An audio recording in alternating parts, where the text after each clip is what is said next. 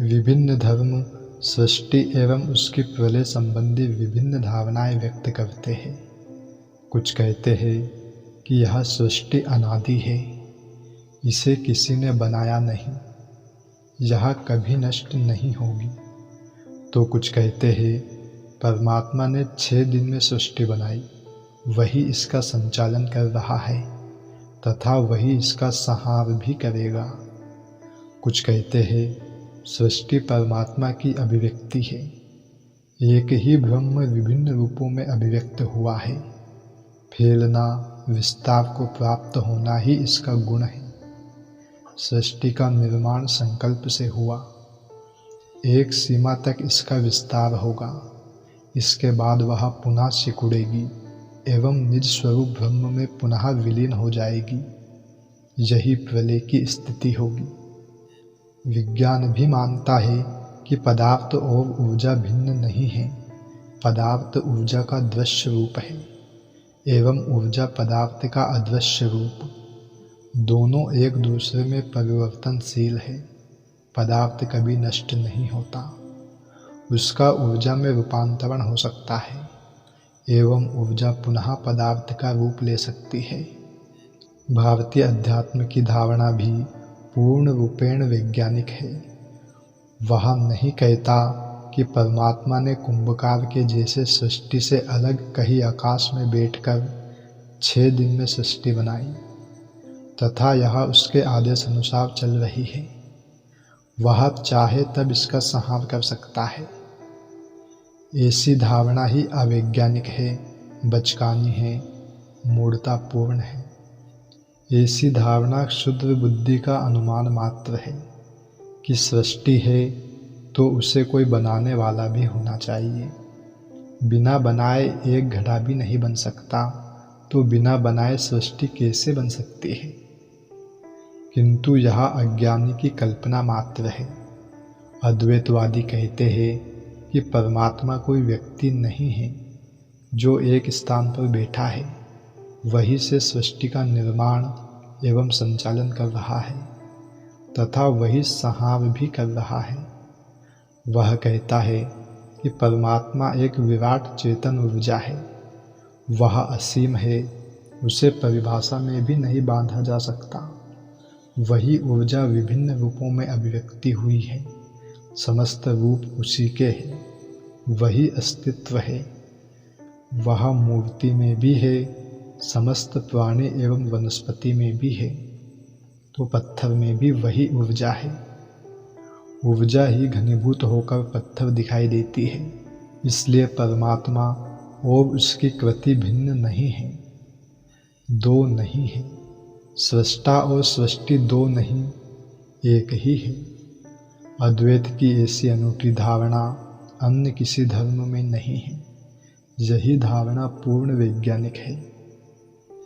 सूफी, तंत्र, थियोसोफी, बुद्ध, लाओ त्से ये सभी इसी दृष्टि का समर्थन करते हैं।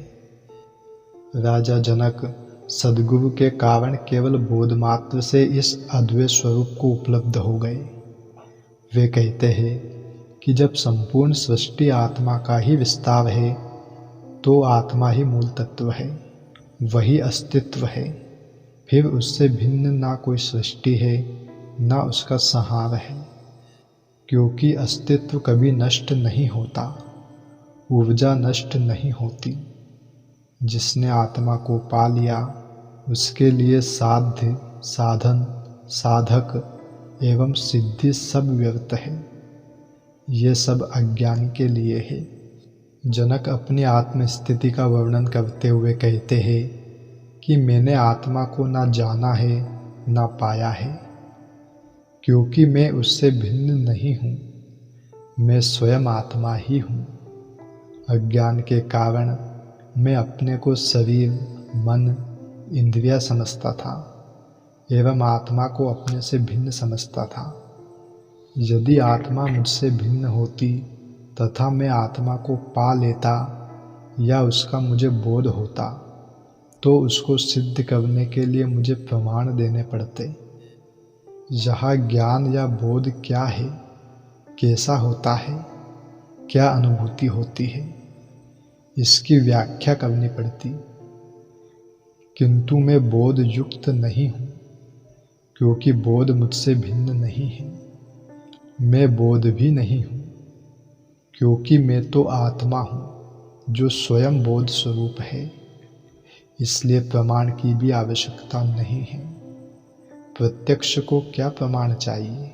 सत्य तो साक्षात है, प्रत्यक्ष है, फिर प्रमाणों की क्या आवश्यकता है? आत्मा प्रमेय भी नहीं है।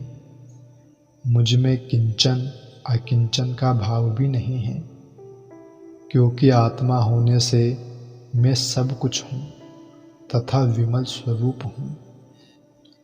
आत्मज्ञान की अंतिम उपलब्धि में सभी भेद गिर जाते हैं, केवल एक चैतन्य शेष रह जाता है। यह माया है, यह ब्रह्म है, यह आत्मा है, यह संसार है। प्रीति और अप्रीति, जीव और ब्रह्म, इनके समस्त भेद अज्ञान के कारण है। जिसे सत्य स्वरूप आत्मा का ज्ञान नहीं है, वही इन सब में भेद देखता है।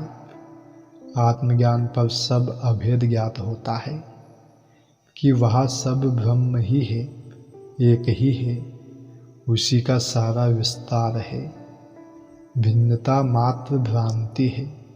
इस भ्रांति का मिटाना ही ज्ञान है, वही सत्य है। दोस्तों, अंत में जनक कहते हैं कि अज्ञानी ही कहता है कि संसार है, माया है, ब्रह्म है, जीव है। वह है को ही जानता है, किंतु जो कहता है यह सब नहीं है, सृष्टि जीव सब माया है, ब्रह्म ही सत्य है, वह भी अज्ञानी ही है। जिसने जाना नहीं, वही अस्ति नास्ति के भ्रम में जीता है। जिसने जान लिया, वह आत्मवत ही हो जाता है। इसके लिए वे अज्ञान जनित भ्रम भी मिट जाता है कि क्या है और क्या नहीं है। वह ऐसा भी नहीं कहता कि ईश्वर एक है, जीव उससे भिन्न है, यह सभी आत्माएं ईश्वर है। ईश्वर अनेक है, क्योंकि आत्माएं अनेक है। वह ईश्वर और शैतान दो शक्तियाँ भी नहीं मानता। ये सब विचार है जो मन के कारण उठते हैं। आत्मज्ञानी में विचारों की तरंगे उठती ही नहीं, सब शांत हो जाती है।